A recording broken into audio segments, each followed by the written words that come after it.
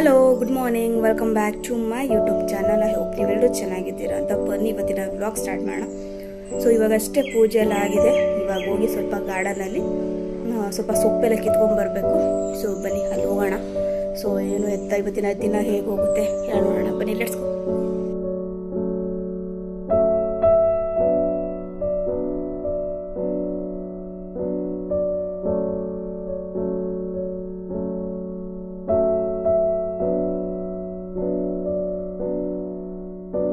Hello, good morning. Welcome back to my YouTube channel. I hope ನೀವೆಲ್ಲರೂ ಚೆನ್ನಾಗಿದ್ದೀರಾ ಅಂತ. So ಬನ್ನಿ ಇವತ್ತಿನ ವ್ಲಾಗ್ ಸ್ಟಾರ್ಟ್ ಮಾಡೋಣ. ಸೊ ಬೆಳಿಗ್ಗೆ ಇವಾಗ ಸ್ನಾನ ಪೂಜೆ ಎಲ್ಲ ಮುಗಿಸ್ಕೊಂಡು ಗಾರ್ಡನ್ ಹತ್ರ ಬಂದಿದ್ದೀನಿ. ಯೂಶ್ವಲಿ ಬೆಳಿಗ್ಗೆ 6 o'clock ಬರಬೇಕಾಯಿತು. ಇವತ್ತು ಸ್ವಲ್ಪ ಲೇಟಾಗಿ ಬಂದಿದ್ದೀನಿ. ಬಿಕಾಸ್ ಅಂದ್ರೆ ನೀರೇನಾದ್ರೂ ಗಿಡಕ್ಕೆ ನೀರು ಬೇಕಿದ್ರೆ ಸ್ವಲ್ಪ ಬೇಗನೆ ಬಂದ್ಬಿಡ್ತೀನಿ. ಗಿಡಕ್ಕೆ ನೀರು ಹಿಡಿಯೋದೇನಿಲ್ಲ ಅಂತ ಹೇಳಿದ್ರೆ ಸ್ವಲ್ಪ ನಿಧಾನಕ್ಕೆನೆ ಬರ್ತೀನಿ. ಬಂದ್ಬಿಟ್ಟು ಅಲ್ಲೇನಾದ್ರೂ ತರಕಾರಿ ಏನಾದ್ರು ಬಿಟ್ಟಿದ್ಯಾ ನೋಡ್ತೀನಿ, ಅಥವಾ ಏನಾದ್ರು ಹುಲ್ಲಿದ್ರೆ ಹುಲ್ಲಾದ್ರೂ ಕೀಳ್ತೀನಿ. ಏನಾದ್ರೂ ಒಂದು ಆಕ್ಟಿವಿಟಿ ನಡೆಯುತ್ತೆ. ದಿನಕ್ಕೆ ಒಂದು 5-6 ಸಲ ಓಡಾಡ್ತಾ ಇರ್ತೀನಿ ಅಲ್ಲಿ. ಸೊ ಎಸ್, ಕೆಲವೊಂದು ಚಿಗುರೆಲ್ಲ ಇದನ್ನೆಲ್ಲ ನಾನು ನಿಮ್ಗೆ ಏನು ಚಿಕ್ಕದ ಗಿಡ ಹಾಕ್ಬೇಕಾರೆಲ್ಲ ಏನು ತೋರಿಸಿರ್ಲಿಲ್ಲ.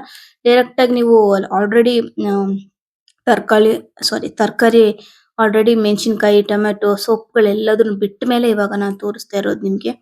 ಸೊ ಅವಾಗ ವಿಡಿಯೋ ಅಷ್ಟು ಕೆಲವೊಂದ್ಸಲ ಏನ್ ಗೊತ್ತಾ, ವಿಡಿಯೋ ಇರೋಷ್ಟು ತಾಳ್ಮೆ ಇರೋದಿಲ್ಲ ನಮ್ಗೆ.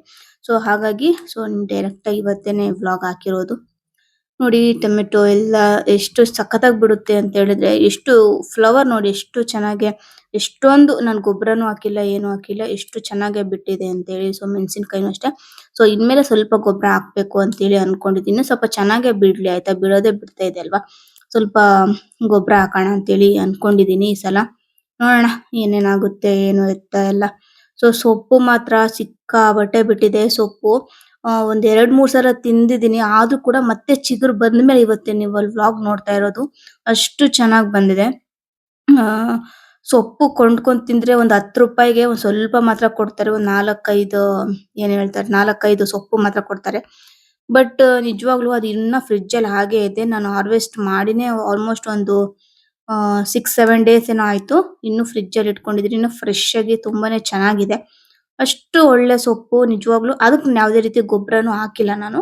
ಜಸ್ಟ್ ನಾರ್ಮಲ್ ನೀರಲ್ಲೇನೆ ಬೆಳ್ಕೊಂಡಿದೆ. ಚೆನ್ನಾಗಿ ಬಂದಿದೆ. ಈಗ ಮಳೆ ಇದ್ದಿದ್ರೆ ಇನ್ನ ಚೆನ್ನಾಗಿ ಬರ್ತಿತ್ತು ಆಯ್ತಾ. ನಮ್ ಕಡೆ ಸ್ವಲ್ಪ ಕೂಡ ಮಳೆನೇ ಇಲ್ಲ. ಸೊ ಅಷ್ಟ್ರ ಮಟ್ಟಿಗೆ ಬಿಟ್ಟಿದೆಯಲ್ಲ, ಅದೇ ಒಂದು ದೊಡ್ಡದು. ಸೊ ಅದೇ ನೀರ್ ಬಿಟ್ಟಿಲ್ಲ ಅಂತ ಹೇಳಿ ಇಲ್ಲ, ಬಿಟ್ಟಿದೀನಿ ನೀರು. ಬಟ್ ಮಳೆ ನೀರ್ ಇದ್ದಿದ್ರೆ ಇನ್ನೂ ಚೆನ್ನಾಗಿ ಬರ್ತಾ ಇತ್ತು. ಬಟ್ ಜುಲೈ ತಿಂಗಳಾದ್ರೂ ಸ್ವಲ್ಪ ಕೂಡ ಮಳೆ ಬರ್ತಾ ಇಲ್ಲ. ಸ್ವಲ್ಪ ಮಳೆ ಬರ್ಲಿ ಅಂತೇಳಿ ದೇವರಲ್ಲಿ ಕೇಳ್ಕೊಬೇಕು ಆಯ್ತಾ. ಸೊ ಹಾಗೆ ಹುಲ್ಲು ಎಷ್ಟು ಬೆಳ್ಕೊಳ್ಳುತ್ತೆ ಅಂತ ಹೇಳಿದ್ರೆ, ಒನ್ ಡೇ ಬಿಟ್ಟು ಒಂದ್ ದಿನ, ಒನ್ ಡೇ ಬಿಟ್ಟು ಒಂದು ದಿನ ಹುಲ್ಲು ಬೆಳ್ಕೊಳ್ತಾನೆ ಇರುತ್ತೆ. ಕೆಲವೊಂದು ಚಿಕ್ಕದು ಸ್ಪ್ರೇ ಬರುತ್ತೆ. ಸೊ ಅದನ್ನ ಸ್ವಲ್ಪ ತರ್ಸ್ಕೊಳ್ಳೋಣ ಅಂತೇಳಿ ಅನ್ಕೊಂಡಿದೀನಿ. ನೋಡೋಣ ಏನಾಗುತ್ತೆ ಏನೋ. ಬಟ್ ಅದೊಂದ್ ಸ್ವಲ್ಪ ಇದ್ರೆ ಎಷ್ಟೋ ಬೆಟರ್ ಅಲ್ವಾ. ಆ ಅಂದ್ರೆ ನಾನು ಕೀಳೋದಿಕ್ ಆಗಲ್ಲ ಅನ್ನೋ ಟೈಮಲ್ಲಿ ಸ್ಪ್ರೇ ಹೊಡುತ್ತಾ ಇದ್ರೆ, ಅಂದ್ರೆ ನಾವು ಹುಲ್ಲೆಲ್ಲ ಬೆಳೆಸ್ಕೊಂಡ್ಬಿಟ್ರೆ ಗಿಡ ಎದ್ದೋಳೋದೇ ಇಲ್ಲ, ಅದು ಹಾಗೆ ಎದ್ಬಿಡುತ್ತೆ. ಸೊ ಹಾಗಾಗಿನೇ ಸ್ವಲ್ಪ ಕಷ್ಟ ಪಡ್ಬೇಕು. ಸ್ಪ್ರೇ ಇದ್ಬಿಟ್ರೆ ತುಂಬಾ ಈಸಿ ಆಗುತ್ತೆ. ಸೊ ಅದು ಕೂಡ ಒಂದು ತರ್ಸ್ಕೊಂತೀನಿ ಇಷ್ಟ್ರಲ್ಲೇ. ಆ ಸೊ ಜೀವನದಲ್ಲಿ ಏನಾದ್ರು ಒಂದು ಆಕ್ಟಿವಿಟೀಸ್ ಇರ್ಬೇಕಲ್ವಾ. ಸೊ ಹಾಗಾಗಿ ನಾನು ಈ ತರ ಒಂದು ಗಾರ್ಡನ್ ಸೆಲೆಕ್ಟ್ ಮಾಡ್ಕೊಂಡಿದ್ದೀನಿ. ಸೊ ನನಗೆ ಒಳ್ಳೆ ವಾತಾವರಣ ಕೂಡ ಕೊಡುತ್ತೆ, ಖುಷಿ ಇರುತ್ತೆ.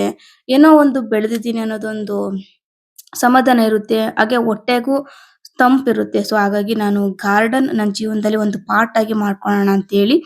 ನೋಡೋಣ, ಇವತ್ತು ಚಿಕ್ಕದಿರ್ಬೋದು, ಹೋಗ್ತಾ ಹೋಗ್ತಾ ಸ್ವಲ್ಪ ದೊಡ್ಡದಾಗೆ ಮಾಡ್ಕೊಳ್ಳೋಣ. ಸೊ ನೋಡಿ, ಇದು ಅರಿಶಿನ.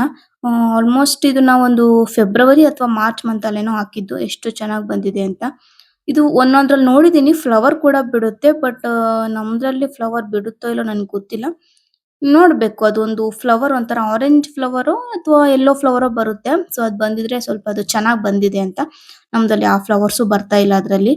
ಸುಮ್ನೆ ಗಿಡ ಒಂದ್ ಚೆನ್ನಾಗಿ ಬರ್ತಾ ಇದೆ, ಅದ್ ಬಿಟ್ರೆ ಏನು ಫ್ಲವರ್ ಏನ್ ಬರ್ತಾ ಇಲ್ಲ. ಸೊ ನೋಡಿ ಸೊಪ್ಪುಗಳು ಎಷ್ಟು ಚೆನ್ನಾಗಿ ಬಂದಿದೆ ಅಂತ.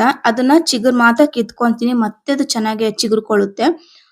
ಸೊ ಆಲ್ಮೋಸ್ಟ್ ಒಂದ್ 3-4 ಸಲ ಕಿತ್ತಿದೀನಿ. ಬಟ್ ಇನ್ನ ಮತ್ತೆ ತುಂಬಾ ಚೆನ್ನಾಗಿ ಬಿಟ್ಟಿದೆ.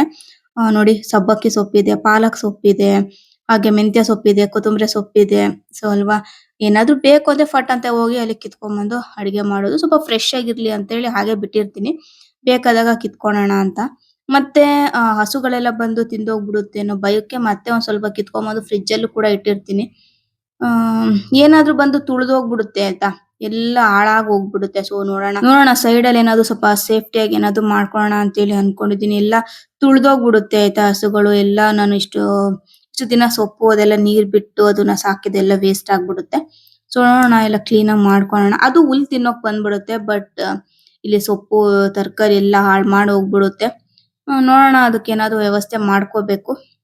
ಸದ್ಯಕ್ಕೆ ಇವಾಗ ಸೊಪ್ಪು ಕಿತ್ಕೊಂತಿದೀನಿ. ಎಷ್ಟು ಸೊಪ್ಪು ಕಿತ್ಕೊಂತೀವಿ ಅಂತ ಹೇಳಿದ್ರೆ ನಿಜವಾಗ್ಲೂ ನಾವು ಅಂದ್ರೆ ಇವಾಗ ಸೊಪ್ಪು ತಿನ್ನೋದಕ್ಕೆ ಬೆಸ್ಟ್ ಟೈಮ್ ಆಯ್ತಾ. ಚೆನ್ನಾಗಿ ಮಳೆ ಬರ್ತಾ ಇದ್ರೆ. ಇನ್ನು ಸ್ವಲ್ಪ ದಿನ ಹೋದ್ರೆ ಸೊಪ್ಪುಗಳು ಅಷ್ಟು ಚೆನ್ನಾಗಿರಲ್ಲ. ಅದೊಂದು ಸೀಸನ್ ಆಯ್ತಾ ಸೊಪ್ಪು ತಿನ್ನೋದು. ನೆಕ್ಸ್ಟ್ ಇವಾಗ ಗೌರಿ ಹಬ್ಬ ಬರುತ್ತಲ್ವಾ, ಅದೇ ಗಣಪತಿ ಹಬ್ಬ. ಸೊ ಅಲ್ಲಿವರೆಗೂ ನೀವು ಸೊಪ್ಪು ತಿಂತಾ ಇದ್ರೆ ತುಂಬಾನೇ ಫ್ರೆಶ್ ಆಗಿ ಚೆನ್ನಾಗಿ ಕೂಡ ಇರುತ್ತೆ. ಸೊ ಸಮ್ಮರ್ ಸೀಸನ್ ಅಲ್ಲೆಲ್ಲ ಸೊಪ್ಪುಗಳು ಅಷ್ಟು ಫ್ರೆಶ್ ಆಗಿರಲ್ಲ. ಸೊ ಯಾವ ಟೈಮಲ್ಲಿ ಏನ್ ತಿನ್ಬೇಕಲ್ಲ ತಿಂದ್ಬಿಟ್ರೆ ಬೆಟರ್ ಅಂತ ನನಗನ್ಸುತ್ತೆ. ಸೊ ಇವಾಗ ನೋಡಿ ಪಾಲಕ್ ಸೊಪ್ಪು ಇಷ್ಟು ಕಿತ್ಕೊಂಡು ಮನೆ ಹತ್ರ ಹೋದೆ. ಮತ್ತೆ ಅದೇನಾಯ್ತು ಏನೋ ಗೊತ್ತಿಲ್ಲ. ಮತ್ತೆ ನೆನೆಸ್ಕೊಂಡು ಬರೋ ಸೊಪ್ಪೆಲ್ಲ ಕಿತ್ಕೊಂಡು ಮತ್ತೆ ಹೋದೆ. ಸೊ ಆತರ ಆ ಸೊಪ್ಪು ನೋಡಿದ್ರೇನೆ ನಾನು ಕಿತ್ಕೊಂಡು ಫ್ರಿಡ್ಜ್ ಅಲ್ಲಿ ಇಡಬೇಕು ಅಥವಾ ಏನಾದ್ರು ಅಡಿಗೆ ಮಾಡ್ಬೇಕು ಅಂತೇಳಿ ಅನಿಸ್ತೈತೆ. ಸಬ್ಬಕ್ಕಿ ಸೊಪ್ಪು ಅಂತೂ ಇನ್ನ ಕಿತ್ಕೊಂಡಿದೀನಿ. ಇನ್ನ ಇವತ್ತಿಗೂ ಏನು ಮಾಡೇ ಇಲ್ಲ ಅದನ್ನ. ಹಾಗೇ ಫ್ರಿಡ್ಜ್ ಅಲ್ಲಿ ಇದೆ. ಉತ್ಕ ಮಾಡ್ಬೇಕು. ಇನ್ನ ಮಾಡಿಲ್ಲ ಅದನ್ನ. ಸೊ ಸಬ್ಬಕ್ಕಿ ಉತ್ಕ ಅಂತೂ ನನಗೆ ಸಿಕ್ಕಾಪಟ್ಟೆ ಇಷ್ಟ. ನೋಡಿ ಕೊತ್ತಂಬರಿ ಸೊಪ್ಪು ಇದು ಇವಾಗ ನೋಡ್ತಾ ಇದ್ದೀರಲ್ಲ, ಇದು ಮೂಲಂಗಿ. ಏನಕ್ಕೋ ಸ್ವಲ್ಪ ಹುಳ ತರ ಆಗೋಗ್ಬಿಟ್ಟಿದೆ ಅದು. ಸ್ವಲ್ಪ ಅದನ್ನ ಔಷಧಿನಾದ್ರೂ ಇಡಿಸ್ಬೇಕು, ಇಲ್ಲ ಕಿತ್ತು ಬಿಸಾಕ್ತೀನಿ. ಹುಳ ಆಗಿದ್ದೆಲ್ಲ ತಿನ್ನೋದು ಬೇಡ. ನೋಡೋಣ ಅದನ್ನ ಬಿಸಾಕೋದು ಅಥವಾ ಔಷಧಿ ಹೊಡಿಯೋದು ಏನೋ ನೋಡೋಣ ಅದು.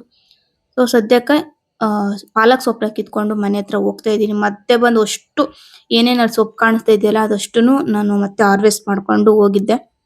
ಸೊ ಅದೇನೋ ಗೊತ್ತಿಲ್ಲ. ಒಂದ್ಸಲ ಕಿತ್ಬಿಟ್ಟೆ ಅಂದ್ರೆ ಎಲ್ಲ ಕಿತ್ಕೊಂಡ್ ಬರ್ಬೇಕು. ಒಂದ್ ಕಡೆಯಿಂದ ನೀಟಾಗಿ ಕಿತ್ಕೊಂಡ್ ಬರ್ಬೇಕು ಅಂತೆಲ್ಲ ಅನ್ಸ್ಬಿಡುತ್ತೆ ನನಗೆ. ಹಾಗೆ ಸ್ವಲ್ಪ ಮುಳ್ಗಾಯಿ ಗಿಡ ಕೂಡ ಹಾಕೊಂಡಿದೀನಿ. ಅವಿನ್ನು ಚಿಕ್ಕವಿದೆ. ಸೊ ನನಗಂತೂ ಸಿಕ್ಕಾಪಟ್ಟೆ ಇಷ್ಟ. ಮುಳ್ಗಾಯಿ ಇಲ್ಲಿ ಮಾಡೋ ಎಣ್ಗಾಯಿ ಅಂದ್ರೆ ಸಿಕ್ಕಾಪಟ್ಟೆ ಇಷ್ಟ ಆಗುತ್ತೆ. ಅದು ತಿನ್ಲಿಕ್ಕೆ ಇಷ್ಟ, ತಿಂದ್ಮೇಲೆ ಕಷ್ಟ ಅನ್ನೋ ತರ ಅದು. ಅದೇನೋ ಒಂಥರ ವಾಯು ಅಂತ ಹೇಳ್ತಾರೆ. ಮತ್ತೆ ಅದು ಸ್ವಲ್ಪ ಗಾಯಗಳು ಗುಳ್ಳೆಗಳೆಲ್ಲ ಆಗ್ತಾ ಇರ್ತವೆ ಸ್ಕಿನ್ ಮೇಲೆ. ಸೊ ಅದೊಂದು ಇಷ್ಟ ಆಗಲ್ಲ. ಬಟ್ ಏನೋ ಹಾಕೊಂಡಿದೀನಿ, ನೋಡೋಣ ಅದು ಬಿಟ್ಮೇಲೆ ಅದ್ ಏನ್ ಮಾಡ್ತಾನೋ ಏನೋ ಗೊತ್ತಿಲ್ಲ. ಸದ್ಯಕ್ಕಂತೂ ಇದೆ. ಹಾಗೆ ಒಂದಷ್ಟು ಕ್ಯಾಪ್ಸಿಕಮ್ ಗಿಡಗಳನ್ನು ಹಾಕೊಂಡಿದ್ದೆ. ಅದೇನಕ್ಕೂ ಬರ್ಲೇ ಇಲ್ಲ ಚೆನ್ನಾಗೆ. ಸೊ ನೋಡೋಣ ಮತ್ತೆ ಒಂದ್ಸಲ ಟ್ರೈ ಮಾಡ್ತೀನಿ. ಅದು ಚೆನ್ನಾಗ್ ಬಂದ್ರೆ ಗಿಡಗಳನ್ನ ಸಾಕೊಳ್ತೀನಿ. ಇಲ್ಲ ಅಂದ್ರೆ ಏನು ಮಾಡೋದಕ್ಕಾಗಲ್ಲ. ಸೊ ನೋಡಿ ನಮ್ ಖುಷಿ ನಾನು ಎಲ್ಲಿ ಇರ್ತೀನೋ ಅಲ್ಲಿ ಬಂದ್ಬಿಡುತ್ತೆ. ಎಲ್ಲಿ ಇರ್ತೀನೋ ಅಲ್ಲಿ ಬಂದು ನಿದ್ದೆ ಮಾಡ್ಬೇಕದು. ಕುತ್ಕೊಂಡೇ ನಿದ್ದೆ ಮಾಡುತ್ತದು. ಸೊ ನೋಡಿ ಎಲ್ಲಾ ಸೊಪ್ಪು ಕಿತ್ಕೊಂಡ್ ಬಂದೆ ಫೈನಲ್ ಆಗಿ. ನನಗೆ ಅನ್ಸ್ಬಿಡುತ್ತೆ ಕಿತ್ಕೊಂಡ್ ಬರೋಣ ಅಂತ. ಒಂಥರ ಇಷ್ಟ ಆಗ್ಬಿಡುತ್ತೆ ನನಗೆ. ಫ್ರೆಶ್ ಆಗಿರುತ್ತೆ ಅಲ್ವಾ. ನೋಡಿದ್ರೆ ಯಾರಿಗ್ ತಾನೇ ಇಷ್ಟ ಆಗಲ್ಲ ಹೇಳಿ. ಒಳ್ಳೊಳ್ಳೆ ಸೊಪ್ಪುಗಳು ತುಂಬಾ ಫ್ರೆಶ್ ಆಗಿದ್ರೆ ಅಲ್ವಾ. ಅಷ್ಟೇ ಆರೋಗ್ಯ ಕೂಡ ಒಳ್ಳೇದದು. ನಾವು ಡೈರೆಕ್ಟ್ ಆಗಿ ನಾವು ಗಿಡದಿಂದ ಕಿತ್ಕೊಂಡ್ಬಂದು ಡೈರೆಕ್ಟ್ ಆಗಿ ಅಡಿಗೆ ಮಾಡ್ತೀವಿ. ಅಥವಾ ನೀಟಾಗಿ ತೊಳೆದು ಫ್ರಿಡ್ಜ್ ಅಲ್ಲಿ ಇಡ್ತೀವಿ ಅಷ್ಟೇ ಅಲ್ವಾ. ಸೊ ಆತರ ನೋಡಿ ಎಷ್ಟು ದುಡ್ಡು ಕೊಟ್ರು ಈ ತರ ಫ್ರೆಶ್ ಆಗಿರೋದು ಸಿಗಲ್ಲ ನಮಗೆ. ಅದು ಒಬ್ರು ಅದನ್ನ ಕಿತ್ಕೊಂಡ್ಬಂದು ಅದನ್ನ ಪ್ಯಾಕ್ ಮಾಡಿ ಅದನ್ನ ಮಾರ್ಕೆಟಿಗೆ ಸೇಲ್ ಮಾಡಿ ನೆಕ್ಸ್ಟ್ ದಿನ ಅಥವಾ ಅದ್ರ ನೆಕ್ಸ್ಟ್ ದಿನ ನಮಗೆ ಸಿಗುತ್ತೆ ಅದು ಅಲ್ವಾ. ಡೈರೆಕ್ಟ್ ನಮ್ಗೆ ಸಿಗಲ್ಲ. ಕೆಲವ್ರಿಗೆ ಸಿಗ್ಬೋದೇನೋ, ಎಲ್ರಿಗೂ ಆತರ ಸೌಲಭ್ಯಗಳು ಸಿಗಲ್ಲ. ಏನಿಲ್ಲ ಅಂದ್ರೂ ಒಂದು ವಾರನಾದ್ರೂ ಹಾಗೆ ಆಗುತ್ತೆ. ಸೊ ಅದು ಹೋಗಿ ಮಾರ್ಕೆಟ್ಗೆ ಹೋಗಿ ನಮ್ಮ ಹತ್ರ ಬಂದು ನಾವು ತಿನ್ನೋ ಅಷ್ಟೊತ್ತಿಗೆ ಅದೊಂದು 8 ದಿನ ಆಗೋಗ್ಬಿಡುತ್ತೆ. ಆ ಕೆಲವೊಬ್ಬರಿಗೆ ಒಬ್ಬೊಬ್ರಿಗೆ ಒಂದೊಂದ್ ತರ ಇಷ್ಟ ಬಿಡಿ. ಕೆಲವೊಬ್ರಿಗೆ ಆ ಅಂದ್ರೆ ಪಾಟ್ ಅಲ್ಲಿ ಹಾಕೊಂಡು ಕೂಡ ಬೆಳೆಸ್ಕೋಬಹುದು. ಕೆಲವ್ರಿಗೆ ಇಷ್ಟ ಇರಲ್ಲ. ಕೆಲವೊಬ್ರು ಮಾರ್ಕೆಟ್ ಅಲ್ಲಿ ಹೋಗಿ ತಿಂತಾರೆ. ಸೊ ಅದೆಲ್ಲ ಅವ್ರವ್ರ ಇಷ್ಟ. ಬಟ್ ಈ ರೀತಿ ಫ್ರೆಶ್ ಆಗಿ ತಿನ್ನೋದು ನಿಜವಾಗ್ಲೂ ನನಗೆ ಸಿಕ್ಕಾಪಟ್ಟೆ ಇಷ್ಟ ಆಗುತ್ತೆ. ಈ ರೀತಿ ಫ್ರೆಶ್ ಸೊಪ್ಪು ಅಂದ್ರೆ ಯಾರಿಗ್ ಇಷ್ಟ ಆಗಲ್ಲ ಹೇಳಿ. ಫ್ರೆಶ್ ಸೊಪ್ಪುಗಳು, ತರಕಾರಿಗಳು. ಸೊ ಆತರ ನನಗೊಂಥರ ಇಷ್ಟ ಆಗುತ್ತೆ. ಸೊ ನೋಡಿ ಕೊತ್ತಂಬರಿ ಸೊಪ್ಪು ಕೂಡ ಸಿಕ್ಕಾಪಟ್ಟೆ ಬಿಟ್ಟಿದೆ. ಇನ್ನು ಸ್ವಲ್ಪ ಬಿಟ್ಟು ಬಂದಿದ್ದೀನಿ. ಕೊತ್ತಂಬರಿ ಸೊಪ್ಪು ಫುಲ್ ಕಿತ್ಕೊಂಡ್ ಬಂದಿಲ್ಲ. ಅದು ಸ್ವಲ್ಪ ಇರ್ಲಿ ಅಂತ ಹೇಳ್ಬಿಟ್ಟಿದೀನಿ. ಸೊ ಎಲ್ಲದನ್ನು ಫ್ರಿಡ್ಜ್ ಅಲ್ಲಿ ಇಟ್ಬಿಟ್ರೆ ಡಂಪ್ ಅಂತೇಳಿ ಅನ್ಸ್ಬಿಡುತ್ತೆ. ಸೊ ಹಾಗಾಗಿ ಸ್ವಲ್ಪ ಅಂದ್ರೆ ಕೊತ್ತಂಬರಿ ಸೊಪ್ಪು ಮಾತ್ರ ಇನ್ನ ಬಿಟ್ಟು ಬಂದಿದ್ದೀನಿ. ಇನ್ನೆಲ್ಲದನ್ನು ಕಿತ್ಕೊಂಡ್ ಬಂದಿದ್ದೀನಿ. ಏನು ಪಾಲಕ್ಕು ಮತ್ತೆ ಹಾಗೆ ಸಬ್ಬಕ್ಕಿ ಸೊಪ್ಪನ್ನ ಮೇಲ್ಗಡೆ ಕಿತ್ಕೊಂಡ್ ಬಂದ್ರೆ ಸಾಕು. ಮತ್ತೆ ಚೆನ್ನಾಗಿ ಚಿಗುರ್ಕೊಳ್ಳುತ್ತೆ. ಪದೇ ಪದೇ ನಾವು ಬೀಜ ಹಾಕಿ ಸಾಕೋದೇನ್ ಬೇಕಾಗಲ್ಲ. ಕೊತ್ತಂಬರಿ ಸೊಪ್ಪು ಇನ್ನು ಅದೊಂದು ಮಾತ್ರ ಫುಲ್ ಎಲ್ಲದನ್ನು ಬೇರ್ ಸಮೇತ ಕಿತ್ಕೊಳೋದು. ಇನ್ನೆಲ್ಲದನ್ನು ಮೇಲುಗಡೆ ಕಿತ್ಕೊಂಡ್ರೆ ಸಾಕು. ಮತ್ತೆ ಎಲ್ಲದನ್ನು ಚೆನ್ನಾಗಿ ಚಿಗುರ್ಕೊಳ್ಳುತ್ತೆ. ಇದಿಷ್ಟು ಇವತ್ತಿನ ನಮ್ಮ ಗಾರ್ಡನ್ ಕತೆ. ಒಂಥರ ಚೆನ್ನಾಗಿರುತ್ತೆ ಅಲ್ಲಿ ಹೋಗಿ ಬರೋದು. ನನಗೊಂಥರ ಖುಷಿ ಕೊಡುತ್ತೆ ಆಯ್ತಾ. ಒಂದೇ ತರ ಜೀವನ ನೋಡೋದಕ್ಕಿಂತ ಸ್ವಲ್ಪ ಡಿಫ್ರೆಂಟ್ ಆಗಿ ಇರಿ. ಡಿಫ್ರೆಂಟ್ ಆಗಿ ನಿಮ್ಗೆ ಏನಾದ್ರೂ ಒಂದ್ ಇಷ್ಟ ಇದ್ರೆ ಅದನ್ನ ಚೆನ್ನಾಗ್ ನಿಮ್ಗೆ ಅಂದ್ರೆ ನಿಮ್ಗೆ ಏನ್ ಇಷ್ಟನೋ ಆ ಕೆಲ್ಸಗಳು ಮಾಡಿ ಅದ್ರಲ್ಲಿ ಖುಷಿ ಕೊಡುತ್ತೆ ಆಯ್ತಾ. ಸೊ ಆತರ. ಸೊ ನಮ್ಮಮ್ಮ ಇವತ್ತು ನೈಟ್ ಊಟಕ್ಕೆ ಬಿಸಿಬೇಳೆ ಬಾತ್ ಮಾಡ್ತಾ ಇದ್ದಾರೆ. ಸೊ ಅದನ್ನ ವಿಡಿಯೋ ಹಿಡ್ಕೋ ಅಂತೇಳಿ ಹೇಳ್ತಾ ಇದ್ರು. ಸೊ ನಾನು ಅದನ್ನ ಫುಲ್ ನೀಟಾಗಿ ಏನು ವಿಡಿಯೋ ಇಟ್ಕೊಂಡಿಲ್ಲ. ಬಟ್ ಮೇಲೆ ಮೇಲೆ ಇಟ್ಕೊಂಡೆ ಅಷ್ಟೇ. ತುಂಬಾ ಚೆನ್ನಾಗಿ ಮಾಡ್ತಾರೆ ಇದ ಬಿಸಿಬೇಳೆ ಬಾತ್‌ನ. ಸೊ ಪೌಡರ್‌ನೆಲ್ಲ ಹಾಕಿ ಮಾಡಲ್ಲ. ಅವರೇ ಪೌಡರ್‌ನ ಪ್ರತಿ ಸಲ ಬಿಸಿಬೇಳೆ ಬಾತ್ ಮಾಡ್ಬೇಕಾದ್ರೆ ಅವರೇ ಪೌಡರ್‌ನ ಅಂದ್ರೆ ಬೀಜಗಳನ್ನೆಲ್ಲ ಹುರ್ಕೊಂಡು ಅವಾಗಷ್ಟೇ ಪೌಡರ್‌ನ ಮಾಡ್ಬಿಟ್ಟು ಅಂದ್ರೆ ಮಸಾಲಾ ಪೌಡರ್‌ನ ಮಾಡ್ಬಿಟ್ಟು ಆ ಬಿಸಿಬೇಳೆ ಬಾತ್‌ಗೆ ಹಾಕ್ತಾರೆ. ಅದು ಸಿಕ್ಕಾಪಟ್ಟೆ ಟೇಸ್ಟ್ ಕೊಡುತ್ತೆ ಆಯ್ತಾ.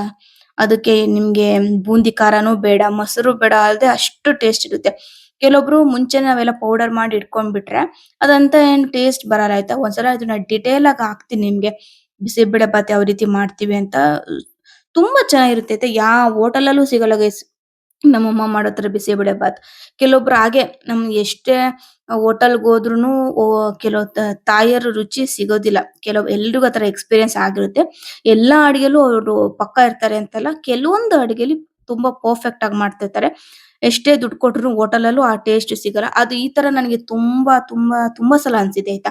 ಸೊ ನಮ್ಮಮ್ಮ ಮಾಡೋದೇ ಚೆನ್ನಾಗಿರ್ತಿತ್ತಲ್ವಾ, ಇಷ್ಟು ದುಡ್ಡು ಕೊಟ್ಟು ಇಲ್ಲೇನಕ್ಕೆ ತಿಂತಾ ಇದ್ದೀನಿ ಅದು ಸಿಕ್ಕಾಪಟ್ಟೆ ಸುಮಾರು ಸಲ ಅನ್ಸಿದೆ ಆಯ್ತಾ. ಸೊ ಅದ್ರಲ್ಲಿ ನಮ್ಮಮ್ಮ ಮಾಡೋದು ಬಿಸಿಬೇಳೆ ಬಾತ್ ಕೂಡ ಒಂದು. ಸೊ ಆಯ್ತಾ, ಬಿಸಿಬೇಳೆ ಬಾತು ಹಾಗೆ ಉದ್ಕ ಮುದ್ದೆ ಕೆಲವೊಂದು ಅಡಿಗೆ ಎಷ್ಟು ಸಿಕ್ಕಾಪಟ್ಟೆ ಚೆನ್ನಾಗಿ ಮಾಡ್ತಾರೆ. ಸೊ ನನಗೆ ಆಲ್ಮೋಸ್ಟ್ ಫೇವರೇಟ್ ಅಂತಾನೆ ಹೇಳ್ಬೋದು ಬಿಸಿಬೇಳೆ ಬಾತ್.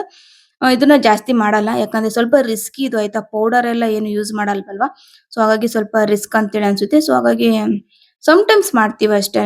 ಆ ವಿಡಿಯೋ ಹಿಡಿಯೋದು ಅಂದ್ರೆ ವಿಡಿಯೋ ಇಟ್ಕೊಳೋ ತನಕ ಬಿಡ್ಲಿಲ್ಲ. ಸೊ ವಿಡಿಯೋ ಮಾಡು ಅಂತ ಹೇಳಿದ್ರು. ಸೊ ನಾನು ಅಲ್ಲಿ ವಿಡಿಯೋ ಇಟ್ಬಿಟ್ಟು ಹೋಗಿದ್ದೆ. ಸೊ ಅಷ್ಟು ನಿಮ್ಗೆ ಏನು ಅದು ಏನು ಗೊತ್ತಾಗ್ತಾ ಇಲ್ಲ. ಸೊ ಒಂದ್ಸಲ ಡೀಟೇಲ್ ಆಗಿ ವಿಡಿಯೋ ಮಾಡ್ತೀನಿ ಆಯ್ತಾ.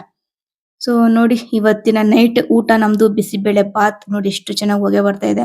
ಅಷ್ಟೇ ಚೆನ್ನಾಗಿ ಸ್ಮೆಲ್ ಇರುತ್ತೆ ಗೊತ್ತಾ. ನೋಡಿ ಫುಲ್ ಇದೇನು ಬೇಳೆ ಇದೆಯಲ್ಲ ಅದನ್ನೇ ಸಪರೇಟ್ ಆಗಿ ಬೇಯಿಸ್ಕೊಂಡು ಮಾಡ್ತಾರೆ. ಆಗ ಅಂದೇನು ಟೇಸ್ಟೇ ಬೇರೆ ಅದು. ಅಕ್ಕಿನೇ ಒಂದೊಂದ್ಸಲ ಬೇಯಿಸ್ಕೊಳ್ತಾರೆ. ಇವಾಗ ಅಕ್ಕಿನ ಸಪರೇಟ್ ಆಗಿ ಅದನ್ನ ಪಾತ್ರೆಲಿ ಕುದಿಸ್ಕೊಳ್ತಾ ಇದಾರೆ ನೋಡಿ. ಸಪರೇಟ್ ಆಗಿ ಬೇಯಿಸ್ಕೊಂಡು ನಾವು ಬಿಸಿಬೇಳೆ ಬಾತ್ ಮಾಡಿದಾಗ ಟೇಸ್ಟ್ ನಿಜವಾಗ್ಲೂ ಒಂಥರ ಚೆನ್ನಾಗಿ ಸಖತ್ ಟೇಸ್ಟಿಯಾಗಿ ಬರುತ್ತೆ. ಸೊ ಎಸ್, ಬಿಸಿಬೇಳೆ ಬಾತ್ ಕೂಡ ರೆಡಿ ಆಯ್ತು. ಇವಾಗ ಎಡಿಟಿಂಗ್ ಮಾಡ್ಬೇಕಾದ್ರೆ ನೋಡಿದ್ರೆ ಮತ್ತೆ ಬಿಸಿಬೇಳೆ ಬಾತ್ ಬೇಕು ಅಂತ ಅನ್ಸ್ತಾ ಇದೆ. ಬಟ್ ಸದ್ಯಕ್ಕಂತೂ ಬಿಸಿಬೇಳೆ ಬಾತ್ ಕೂಡ ಇಲ್ಲ. ಸೊ ಹಾಗೆ ಇವತ್ತಿನ ವ್ಲಾಗ್ ಕೂಡ ನಾನು ಇಲ್ಲಿಗೆ ಎಂಡ್ ಮಾಡ್ತಾ ಇದ್ದೀನಿ. ಐ ಹೋಪ್ ನಿಮ್ಗೆ ಈ ಒಂದು ವ್ಲಾಗ್ ಇಷ್ಟ ಆಯ್ತು ಅಂತ. ಇಷ್ಟ ಆದ್ರೆ ಲೈಕ್ ಮಾಡಿ, ಶೇರ್ ಮಾಡಿ, ಕಮೆಂಟ್ ಮಾಡಿ. ಆದಷ್ಟು ಬೇಗ ನೆಕ್ಸ್ಟ್ ವಿಡಿಯೋದಲ್ಲಿ ಸಿಗ್ತೀನಿ. ಸೊ ಅಲ್ಲಿವರೆಗೂ ಟೇಕ್ ಕೇರ್, ಬಾಯ್.